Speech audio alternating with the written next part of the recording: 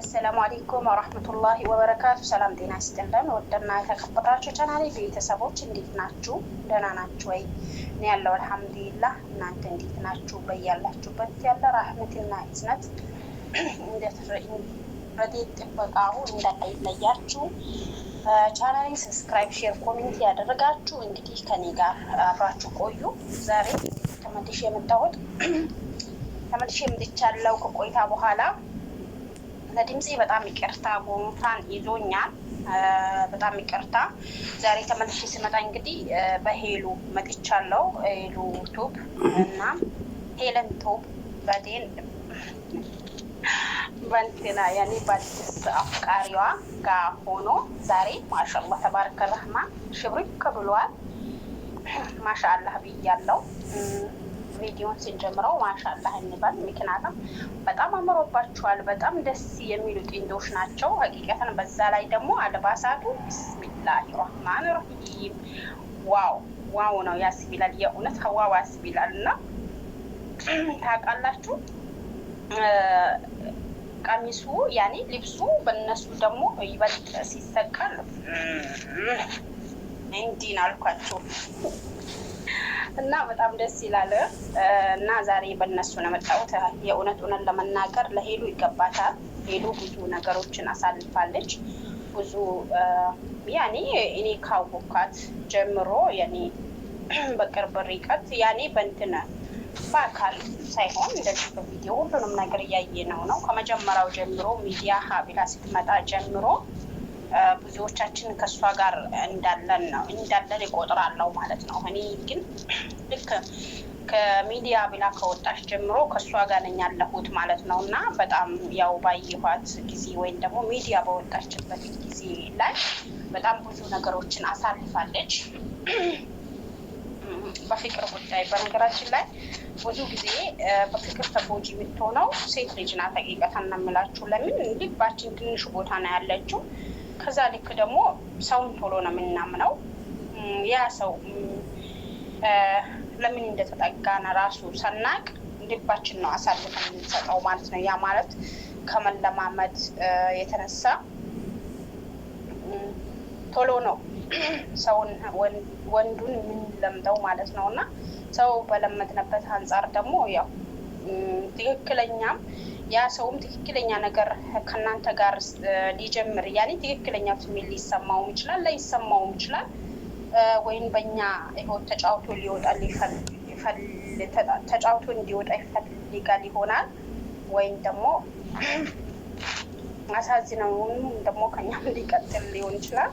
ብቻ ከባድ ነው። በእርግጥ ማናችንም ቢሆን ለመናገር ማናችንንም ቢሆን ያው የሚወደን ሰው ይስጠን። ይበልጥ ደግሞ ራሳችን በራሳችን ስናከብርና ራሳችን በራሳችን ስንወድ ነው ሰው ሊወደን የሚችለው ማለት ነው። ለምን እንደሆነ ታውቃላችሁ? ለምን እንደዚህ እንዳልኩ ታውቃላችሁ? ለራሳችሁ ክብር ሲኖራችሁ፣ ራሳችሁን በራሳችሁ ስትወዱ ሰውም ሊወዳችሁ ይችላል። ፍቅረኛ የሚባለውም ነገር ሊወዳችሁ ይችላል ማለት ነው። እና በእርግጥ ብዙ ጊዜ ሴቶችኛ ያው ለቀረበን ሰው ቶሎ ብለን ያኔ ልባችንን አሳልፈን እንሰጣለን። እንደነሱ እንትን አይደለንም፣ ጨካኝ አይደለንም። እንደነሱ ከሆነ ይሆናል ካልሆነ አይሆኑም ብለን አንቀርብም። ከዛ ልክ ደግሞ ሆኖም ደግሞ ያው መለያየት በእርግጥ ያው ያኔ ያለ ስራ ያለ ርስቃችን አንድ ላይ ሲያደርገው ሊያኖረን ይችላል። በእርግጥ ፍቅረኛ ማሞች ብቻ ሳይሆን ራሱ ይዛችሁ ወልዳችሁ ከብዳችሁም ራሱ አላህ ካላለው አላህ እስካለው ድረስ ትቀመጣላችሁ። ከዛ በኋላ ትለያያላችሁ። ነአም ይሄ ግልጽና ግልጽ የሆነ ጉዳይ ነው። ነገር ግን ሆኖም ያለ እንደ ሴቶች ቶሎ አይረሱም። የእውነቴን ነው የምላችሁ፣ ቶሎ ህይወታቸውን አይቀጥሉም። ወንዶች ግን ምንድነው የሚያደርጉት? አለጦት ከእናንተ ጋር ልክ እንደተለዩ ዳይ ወደ ሌላ ሴት ጋር ነው የሚሄደው ማለት ነው። በነገራችን ላይ ከዚህ በፊት አንድ ልጅ ምን ብላል መሰላችሁና ውሻ ቀሚስ ለብሳ ብትመጣ ወንድ ልጅ ትቷት አያልፍም ነው፣ ሳይለክፋት አያልፍም ያለች ልጅ ነበረች ማለት ነው። ምክንያቱም ብዙዎቹም ሳይሆኑ አላህን የሚፈሩ አጅነቢ የሆኑትን ሴቶቹን